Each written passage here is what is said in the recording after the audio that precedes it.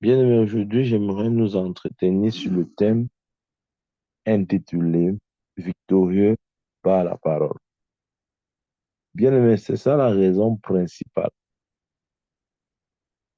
Je veux dire, c'est la raison principale pour laquelle le Seigneur nous recommande de garder sa parole. Parce que c'est par elle que nous sommes victorieux. Personne ne peut triompher dans ce monde sans la parole. Ça doit être clair pour tout le monde, bien aimé. Nous avons besoin de la parole pour établir notre triomphe sur terre. Amen. Ça a toujours été comme ça depuis la nuit des temps. Et ça sera toujours ainsi. Lorsque Dieu entre dans la vie d'un homme, la première chose qu'il donne, c'est la parole. Amen. Rappelons-nous, lorsque Jésus était entré dans cette barque, il avait dit à ses disciples, passons de l'autre côté. Lorsqu'il est entré, il a parlé. Bien aimé, c'est pour que quel que soit ce qui arrive pendant le chemin, tu te rappelles de ce que Dieu t'avait dit au début du voyage. Il avait dit à ses disciples, passons de l'autre côté. Cette parole les établissait dans la victoire. Donc, quels que soient les vents, les tempêtes et toute forme d'opposition qui s'élèverait pendant le trajet, le maître a déjà dit, ou le maître a dit dès le début du voyage, passons de l'autre bord.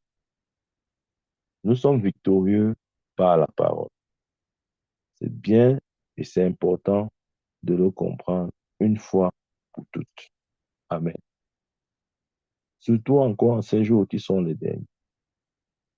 La Bible dit, dans les derniers jours, il y aura des temps difficiles. Dans 2 Timothée 3, verset 1. Bien-aimé, comment triompher de ces temps difficiles? C'est en gardant la parole de Dieu. Parce que la parole de Dieu marchera toujours. Elle a toujours marché, elle marche, elle marchera toujours, quel qu'en soit le cas. Amen. Lorsque nous lisons la Bible, dans Esdras chapitre 6, les enfants d'Israël ont décidé de bâtir la maison de Dieu à leur retour d'exil. La Bible nous dit qu'en la construisant, ils ont réussi. Nous pouvons lire dans Esdras chapitre 6, verset 14.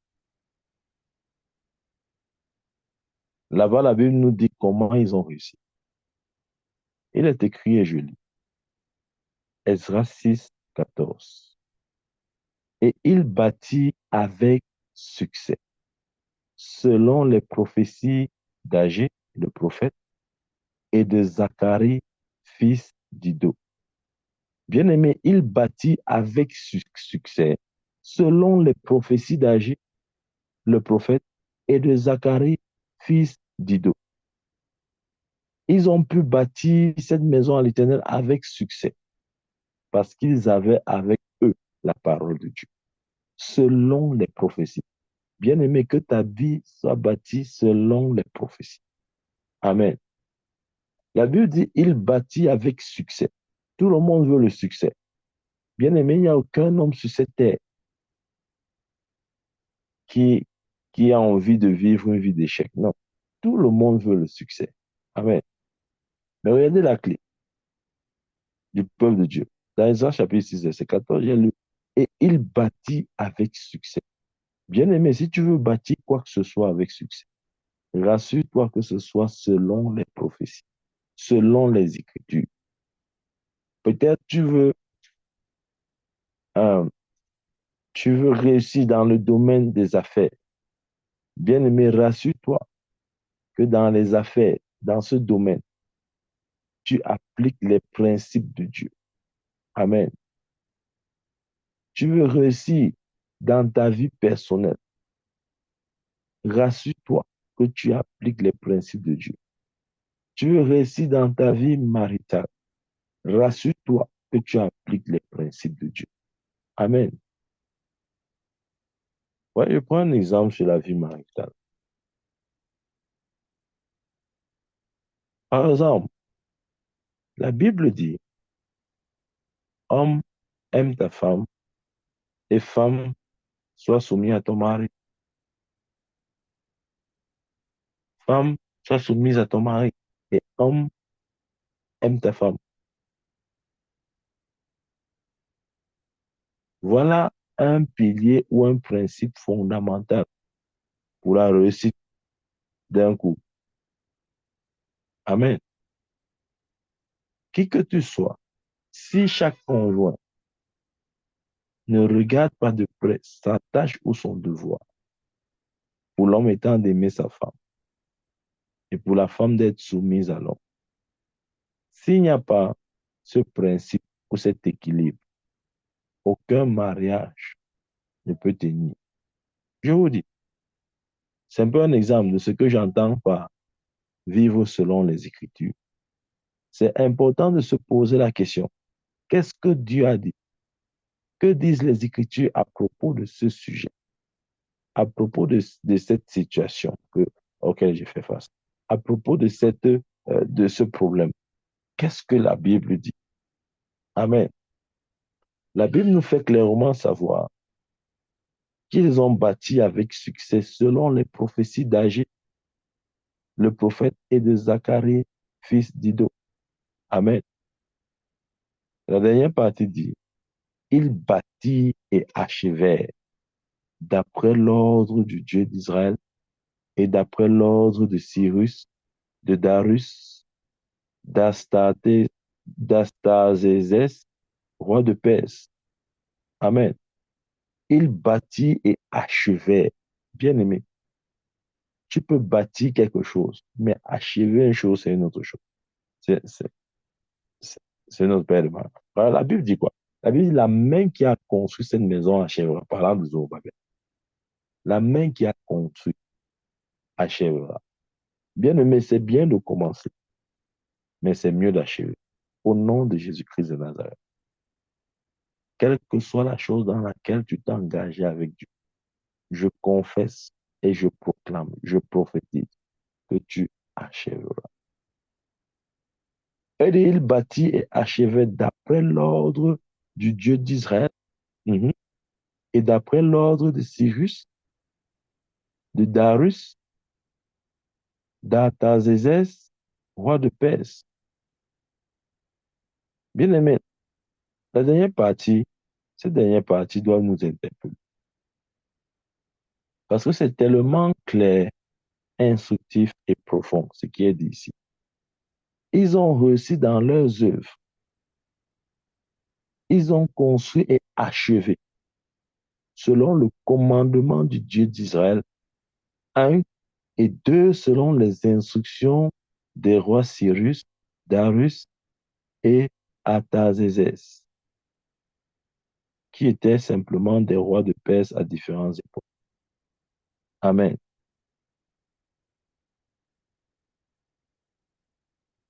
Les prophètes ont apporté la parole. Bien aimé, c'est pourquoi c'est important de considérer le ministère de la parole dans notre propre vie. C'est tellement important. Le ministère de la parole fait partie, partie intégrante de chaque succès. Amen. Le ministère de la parole fait partie intégrante de chaque succès. Regardez même la vie de Jésus. Je l'ai toujours dit, Jésus n'a pas réussi parce qu'il était fils de Dieu. Il a réussi à cause de la parole. Il était toujours victorieux par la parole. Quand Satan vient lui dire, change cette pierre en pain, il répond avec la parole. Car il est écrit, l'homme ne vivra pas seulement de pain, mais de toute parole qui sort de la bouche de Dieu. Il était toujours victorieux par la parole.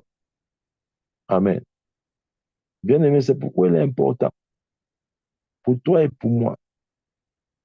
Il est important que nous nous fortifions, surtout dans ces jours qui sont les derniers, par la parole pour maintenir notre victoire. Il est important que toi et moi, nous puissions étudier encore plus. Nous puissions méditer encore plus. Parce que notre vie en dépend. Bien aimé, ne soyons pas comme des chrétiens qui disent que non, j'ai trop lu la Bible, ça va, je ne la lis plus. Non, tu dois la lire, la méditer, l'étudier jusqu'à ce que tu te fonds en elle, jusqu'à ce que littéralement tu puisses sentir avoir ce témoignage que tu ne formes qu'un avec les Écritures. C'est possible, bien aimé, c'est possible. C'est la seule façon pour nous de nous maintenir dans la victoire. Je vous ai dit, Satan n'a pas peur de qui tu es. Il a peur de ce qui peut sortir de ta bouche. Si Jésus, dans sa position de fils de Dieu, a été tenté par Satan, toi, moi, bien-aimé, qui que tu sois, Satan viendra aussi te tenter. Si le Fils, la parole incarnée, a été tenté, alors que lui était sans péché, n'avait jamais commis de péché, depuis sa naissance jusqu'à sa mort à la croix, bien-aimé, il viendra aussi te tenter. Mais nous sommes victorieux par la parole. Israël a pu construire cette maison à l'Éternel. Ils ont pu bâtir avec succès, selon les prophéties d'Agé, le prophète et de Zacharie. Ils avaient parlé. Ça, c'était le rôle et le ministère aussi des prophètes de l'Ancien Testament, c'est d'apporter la parole. Et ils ont cru en cette parole. Ils ont agi sur cette parole et ils ont vu le succès. Il n'y a aucun succès sans la parole. Oubliez les succès fabriqués des hommes. Il y a des gens qui fabriquent des succès. Si vous questionnez ces succès, vous allez voir que ce n'est que du faux. Du début jusqu'à la fin, ce n'est que du faux. Bien aimé, je ne parle pas de ce genre de succès. Je ne parle pas des succès fabriqués. Je parle des succès préordonnés, établis par Dieu. Tout ce que Dieu n'a pas établi, croyez-moi, Satan a l'autorité pour souffler, pour dissiper et détruire. Tout ce qui n'a pas été établi par Dieu, Satan a une autorité légale pour détruire une telle chose. Voilà pourquoi si la main de Dieu ne t'a pas élevé, la main de Satan peut te rabaisser quand il veut. Si ton élévation ne vient pas de Dieu, Satan peut te rabaisser quand il veut. Regardons autour de nous les célébrités, les stars. Regardons leur fin. Regardons comment, à un moment donné de leur vie, Satan les ridiculise. Il devient la risée de tout le monde. Tout le monde en veut. Tout le monde ne veut plus d'eux. Il devient gênant. Alors qu'avant, ils étaient célébrés comme des exemples. Bien aimé, si la main de Dieu ne t'a pas élevé, la main de Satan va te rabaisser. Mais si c'est Dieu qui t'a élevé, personne ne peut te rabaisser. Voilà pourquoi il dit l'élévation ne vient ni de l'Orient ni de l'Occident. C'est Dieu qui élève. Oh mon frère, ma soeur, que ton élévation soit celle qui vient de Dieu. Ne cherche pas l'élévation des hommes. Je dis toujours, si l'homme t'élève, l'homme va te rabaisser. Voilà pourquoi ceux qui ont une élévation humaine, ils sont obligés de maintenir cette élévation en faisant des coubettes, en étant des lèches, en étant des chindas auprès des hommes. Parce qu'ils savent que c'est l'homme qui les a élevés. Quand c'est Dieu qui t'a élevé, je vais te dire quelque chose. Quand ton élévation vient de Dieu, aucune nation ne peut te renverser. Je ne parle pas d'un individu, je parle d'une nation. Si vous ne me croyez pas, demandez à Moïse. Parce que Dieu l'avait suscité et élevé au milieu d'Israël. Devant Pharaon, cet homme devant qui il a fui, 40 ans plus tôt, 40 ans après, il affronte ce même homme, ce même individu. Mais à ce moment, Pharaon n'a aucune autorité sur lui. Est-ce que vous savez que Moïse entrait régulièrement et constamment dans le palais avec son frère Aaron, menaçant Pharaon? Le grand Pharaon, peut-être vous ne savez pas qui était Pharaon. Pharaon était l'homme le plus important à cette époque, l'homme le plus puissant et influent sur la terre à cette époque. Regardez un individu comme Moïse.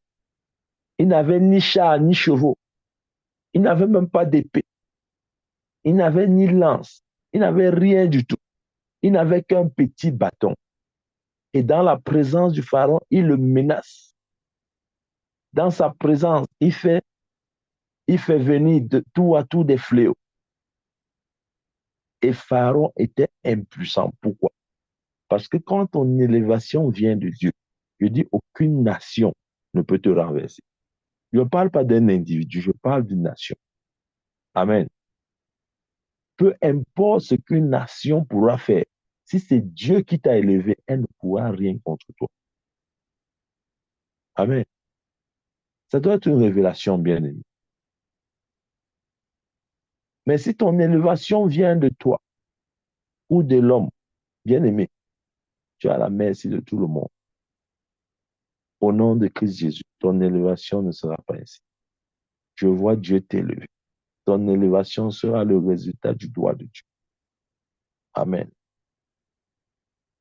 Mais pour cela, nous devons entreprendre ou devons poser des actions intentionnelles.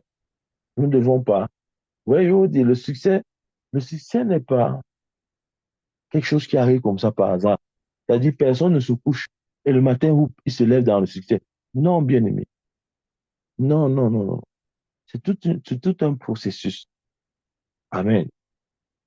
Et ce processus engage notre volonté à garder la parole de Dieu.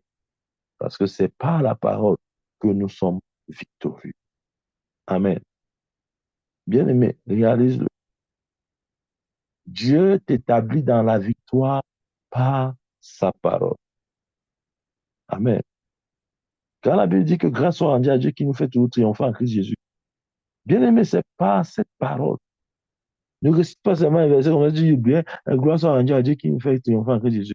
Si ce n'est pas par la parole, ton triomphe ou ta victoire est questionnable. Amen. Parce que la seule chose inébranlable sur le roc, la fondation, la chose sur laquelle personne ne peut discuter ou détruire, c'est la fondation de la parole de Dieu. Elle est sûre, bien-aimée. Elle est sûre. Si nous bâtissons notre vie sur cette parole-là, notre victoire assurée, je suis plus que convaincu, bien-aimé. Il s'agit pour nous donc de faire quoi? De garder la parole. Amen.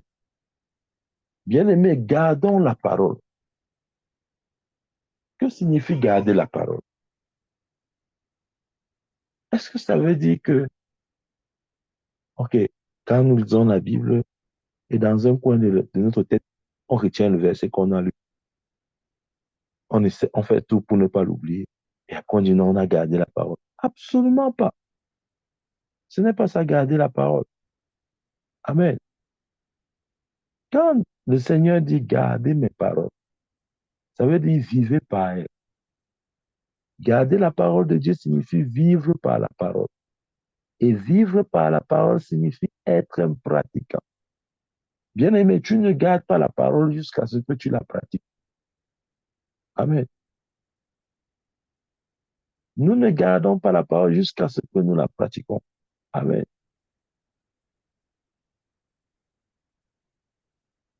Jésus a donné le secret, ou a révélé, je dirais, le secret pour être un gagnant ou un victorieux chaque jour. Bien-aimé, si tu veux être un gagnant ou un victorieux chaque jour, à temps et à contre-temps, à des occasions favorables ou non, voici le secret. Il a dit dans Jean 14, verset 21, celui qui a, celui, celui qui a mes commandements et qui les garde, c'est celui qui m'aime. Et celui qui m'aime sera aimé de mon Père. Je l'aimerai et je me ferai connaître à lui. Amen, je relis. Dans Jean 14, verset 21, Jésus dit, Celui qui a mes commandements et qui les garde, c'est celui qui m'aime. Et celui qui m'aime sera aimé de mon Père. Je l'aimerai et je me ferai connaître à lui. Bien-aimé, si vous voulez que le Seigneur apparaisse dans votre vie et que sa gloire se manifeste en vous et à travers vous, il dit simplement ceci. Mes enfants, gardez mes paroles. Amen. C'est la plus grande preuve d'amour. Les gens croient qu'aimer Dieu ou Jésus, c'est dire, oh Jésus, je t'aime. Parfois, nous le disons, c'est bien. Parfois, nous en pleurons, nous le disons en pleurant, c'est encore bien. Mais bien aimé, c'est mieux de le dire et de le traduire en gardant ses paroles. J'ai expliqué. Garder ses paroles ne veut pas simplement dire avoir la parole de Dieu dans sa tête pour pouvoir la réciter. C'est beaucoup plus que cela. C'est vivre par elle. C'est être un pratiquant. En d'autres termes, nous faisons ce que la parole dit. C'est ça, garder la parole. Amen. Écoutez, chaque fois que nous agissons sur la parole de Dieu, la gloire de Dieu se manifeste. Je reprends cette phrase. Chaque fois que nous agissons sur la parole de Dieu, la gloire de Dieu se manifeste. Bien, me souvenez-vous des noces de Cana? Les noces de Cana à Galilée. La Bible dit qu'ils eurent besoin du vin ou d'un peu plus de vin. Mais Marie, la mère de Jésus, a donné un conseil vital à ces hommes. Quel était ce conseil? Dans Jean 2, verset 5, Marie a dit, faites tout ce qu'il vous dira.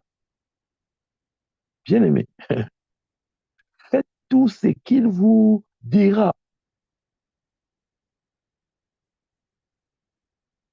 Marie était la mère de Jésus. Elle avait certainement vécu, grandi avec Jésus. Je ne sais pas à quel âge Jésus est sorti de la maison familiale, mais au moins sa jeunesse, son adolescence, son enfance, sa jeunesse, son adolescence, Marie l'a vécu. Et Marie connaissait qui était Jésus. Ouais, les gens croient que le, le, le, le miracle ou le changement d'eau en vin était le premier miracle de Jésus. Non, c'était le premier miracle public de Jésus, mais ce n'était pas son premier miracle. Il en avait fait avant celui-là. Amen. Il en avait fait. Et Marie était bien placée pour le savoir. Et Marie a bien observé les miracles que Jésus observe et accomplissait. Elle avait fini par conclure que le secret du miracle, c'est entendre ou écouter et obéir. Bien-aimé, je veux vous dire, le secret du miracle, ce n'est pas deux choses. Les gens croient que le secret du miracle, c'est d'être un prophète, c'est d'être un apôtre. C'est faux. Le secret du miracle, c'est entendre et obéir. Point final. Regardez comment est-ce que la mer Rouge s'est divisée en deux. C'est parce que Moïse a entendu Dieu lui dire, lève ton bâton en direction de la mer. Et quand Moïse a levé son bâton, nous savons la suite. La mer s'est divisée en deux. Le secret, c'était quoi? Entendre et obéir. Amen. Maintenant, si Dieu te dit et que tu te places devant la même mer rouge que devant laquelle Moïse était placé, et que Dieu te dit aussi à toi, lève ton bâton en direction de la mer. Bien-aimé, je veux te dire, cette mer va se diviser en deux autant qu'elle s'était divisée à l'époque de Moïse. Le secret du miraculeux, écoutez-moi très bien. J'ai une expérience dans ce domaine. C'est entendre et obéir. Amen. C'est entendre et obéir. Voilà pourquoi Marie avait dit, faites tout ce qu'il vous dira. Marie avait une expérience de Jésus. Elle avait observé Jésus depuis son enfance. Certainement un jour, lui l'a manqué à la maison. Et, et, et, et je ne sais pas quel miracle Jésus a fait. Et Marie était impressionnée. Peut-être lui, il manquait un jour à la maison. Et Marie est aussi venue dire à Jésus comme ce jour, oh Jésus, je voulais te préparer la nourriture, mais l'huile est finie.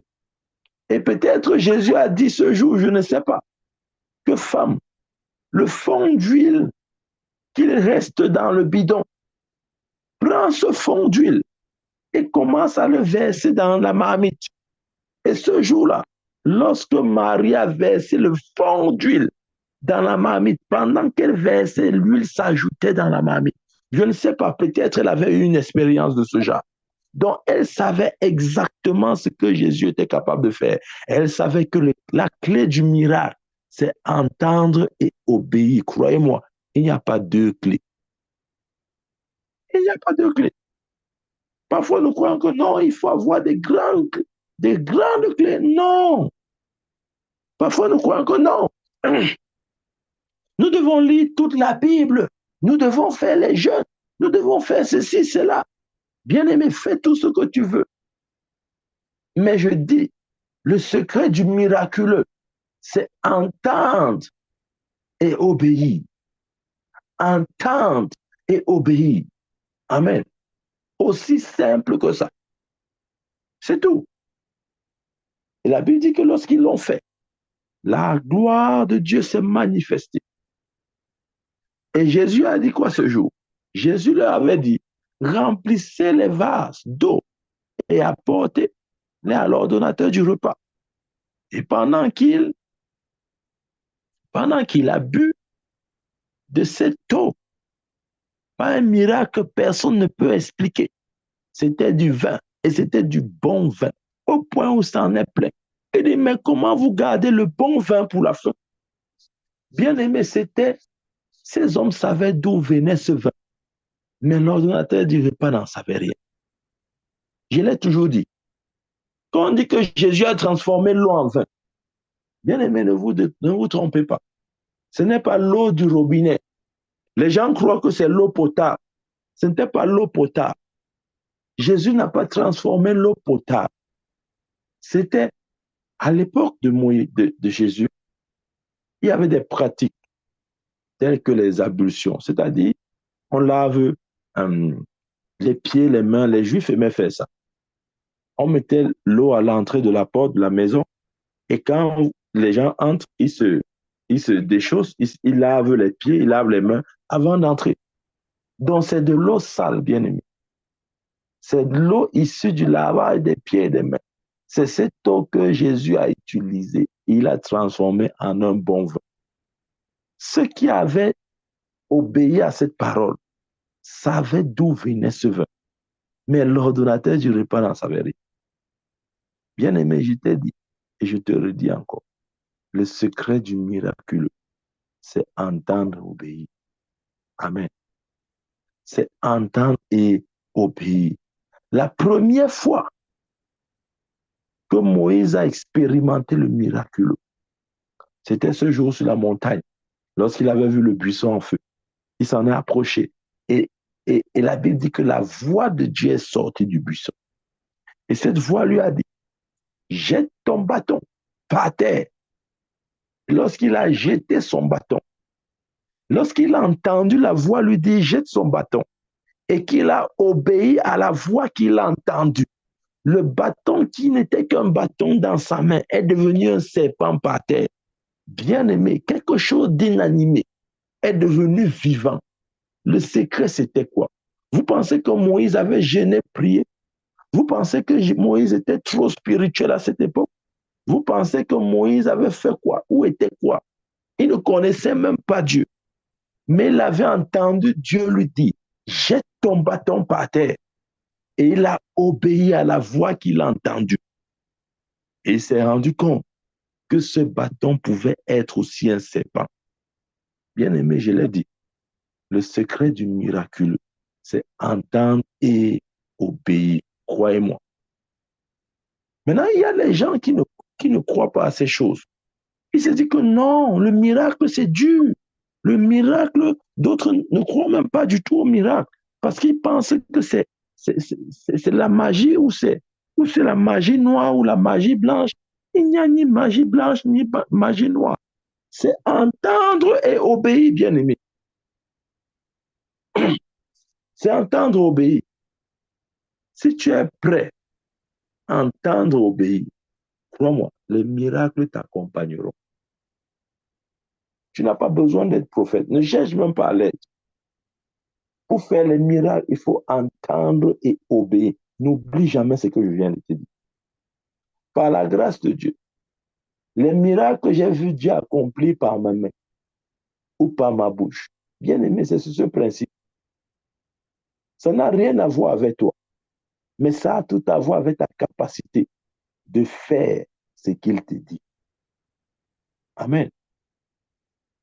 Ça a tout à voir avec ta capacité de faire ce qu'il te dit. Parfois, Dieu te dira, dis ceci, dis telle phrase, dis tel mot. Et quand tu vas dire cette phrase ou ce mot, le miracle prend la place. Amen. Entendre et obéir. Ça, c'est important. Je prie au nom de Jésus-Christ que tes oreilles puissent entendre cette voix. Parce que bien évidemment, tu ne peux pas obéir à une voix que tu n'as pas entendue. Que ton cœur et ton esprit soient assez aiguisés pour entendre cette voix lorsqu'elle te parlera. Amen. Afin que ta vie soit une succession de miracles et de succès. Amen. Donc, bien aimé, le miracle de Canaan était le premier miracle public de Jésus, mais ce n'était pas le tout premier de sa vie. Il en avait fait avant. Amen. Et Marie, en tant que sa mère, avait été témoin de ces miracles. Elle avait fini par comprendre que le secret du miracle, c'est entendre et obéir. C'est pourquoi elle a dit dans Jean 2, verset 7, faites tout ce qu'il vous dira.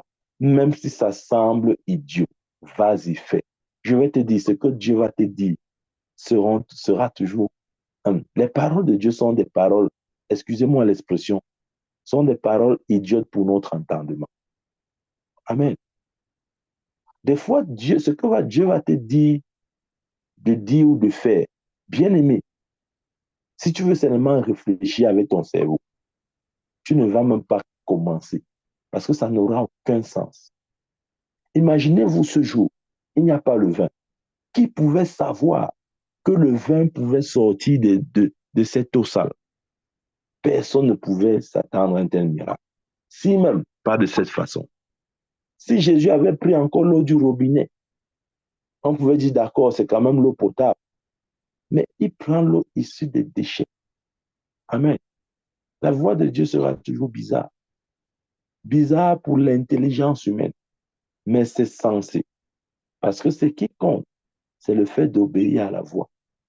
Ce n'est pas trop l'instruction qui compte, c'est ton obéissance à l'instruction. Amen. Rappelons-nous d'Élisée, avec cette femme veuve dont le mari était mort. Et il y avait des dettes, des crédits, des dettes. Son mari avait contacté des dettes avant de mourir. Elle ne savait plus quoi faire de ces dettes. Élisée a dit, ramasse les vases, va demander même chez les voisins. Le peu d'huile qu'il y a, verse. Bien aimé, quand elle a commencé à verser, l'huile ne s'est pas arrêtée de couler jusqu'à ce que l'huile remplisse tous les vases. Alors que naturellement, il n'y en avait pas. Le secret de ce miracle, c'était quoi? C'était d'obéir à l'instruction. Quelle était l'instruction? Va collecter autant de vases que tu peux. Amen. Bien aimé, c'est ça notre Seigneur. Je dis encore, le secret du miracle, c'est entendre et obéir. Ne cherche pas ailleurs. Amen. Oh, ne cherche pas ailleurs. Ne cherche pas ailleurs, bien-aimé. C'est entendre et obéir. Si ton oreille peut entendre cette fois, et si tu peux avoir le courage, l'assurance d'agir sur la parole que tu as entendue, tu vas voir le miracle se produire. Si vous ne me croyez pas, demandez à Pierre. Lorsque Jésus marchait sur les eaux et que les autres apôtres le taxaient de fantôme, d'esprit, Pierre était le seul, le plus courageux de tous. C'était lui seul qui a pu dire, Seigneur, si c'est toi, ordonne que je vienne vers toi. Amen. Vous voyez, Pierre ne pouvait pas juste sortir de la barque comme ça parce que Jésus est en train de marcher sur les eaux. Non, il ne pouvait pas le faire. Il devait entendre et obéir. C'est de ça que je parle. Il n'a pas marché sur les eaux parce qu'il était un super homme. Non, 1000 fois non. Il devait entendre et obéir. Amen. Il devait entendre et obéir. Et Jésus lui a dit, Pierre, viens. Et il s'est levé. Il est sorti de la barque. Il s'est mis à marcher. Pourquoi Pierre a marché? Qu'est-ce qui est la fondation de ce miracle? Bien aimé, ce n'était pas ses jeûnes et ses prières. Dieu merci n'avait ni jeûné ni prié.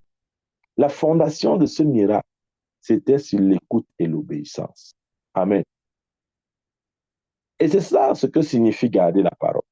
Et c'est ça qui nous conduit dans une vie victorieuse. C'est que ce que tu as vu, ce que tu as lu, bien aimé, ne t'arrête pas à la lecture. Fais le pas de foi. Fais le pas de foi. C'est le pas de foi qui compte. La Bible dit la foi sans les œuvres est une foi morte. Montre-moi tes œuvres. Sans la foi, et moi je te montrerai mes œuvres par la foi. Amen. Ce sont les œuvres de la foi qui témoignent de notre foi. S'il n'y a pas les œuvres, alors la foi est morte. Amen. C'est comme ça qu'il faut comprendre, bien. Et la Bible dit dans Jean 2, verset 11, tel fut à Cana en Galilée le premier des miracles que Jésus fit. Il continue en disant, il manifesta sa gloire et ses disciples crurent en lui. Amen. Bien aimé, nous prouvons notre amour pour le Seigneur. Je l'ai dit en pratiquant sa parole. Amen.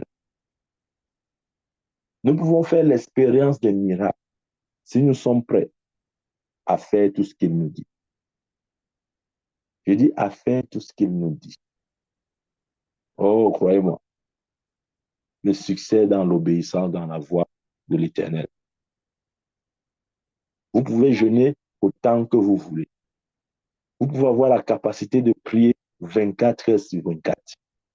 Rien ne changera jusqu'à ce que vous soyez décidé à obéir à la voix que vous écoutez. Amen.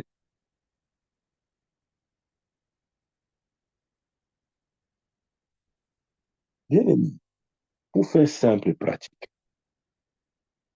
je dirais quoi? Par exemple, si vous vous retrouvez dans une situation, par exemple, où tout autour de vous semble être difficile, ne désespérez pas. Ce que vous devez faire à ce moment, commencez à mettre en pratique les choses que vous avez apprises. Il y a plein de choses. Ouais, chaque jour ici, on enseigne. Chaque jour ici, on exhorte. Amen. Que ces exhortations, ces enseignements ne passent pas aux oubliés. Non. Rappelez-vous. Regardez, je vais vous dire. Peut-être vous allez me dire, mais mon prophète, je ne sais pas quoi faire dans cette situation actuelle dans laquelle je me trouve. Je vais te dire ce que tu dois faire. Tu dois commencer à pratiquer ce que tu as déjà eu à apprendre. Amen. On commence toujours quelque part, bien aimé. Commence à pratiquer ce que tu as déjà eu à apprendre. Amen. Si Dieu te voit comme un pratiquant bien aimé, il va te visiter dans ses problèmes. Amen. En réalité, nous sommes des pratiquants de la parole. C'est ça ce que signifie chrétien. Chrétien veut dire pratiquant de la parole. Amen. Nous démontrons notre confiance à Dieu en pratiquant sa parole. Amen. Pourquoi elle est importante? de la déclarer constamment. Parce que notre succès en dépend. Notre prospérité en dépend. Bien-aimé, la Bible dit que tu triomphes toujours. La Bible dit que tu es un triomphant. Tu dois te voir ainsi, bien-aimé. Parce que tu es né de Dieu. Tu vis selon la parole. Le plus grand en toi. Amen. Dieu t'a destiné à une vie de gloire. Tu gagnes chaque jour. Tu n'es pas un perdant. Tu ne peux pas être un perdant. Parce qu'en toi résident les gènes de la victoire. Amen. Tu es l'héritier de Dieu. Dieu compte beaucoup sur toi. Dieu a tout investi en toi. Dieu t'a tout donné. Marche dans la victoire au nom du Seigneur Jésus-Christ. Amen. Amen. Amen. Que Dieu nous bénisse. Y a-t-il des questions?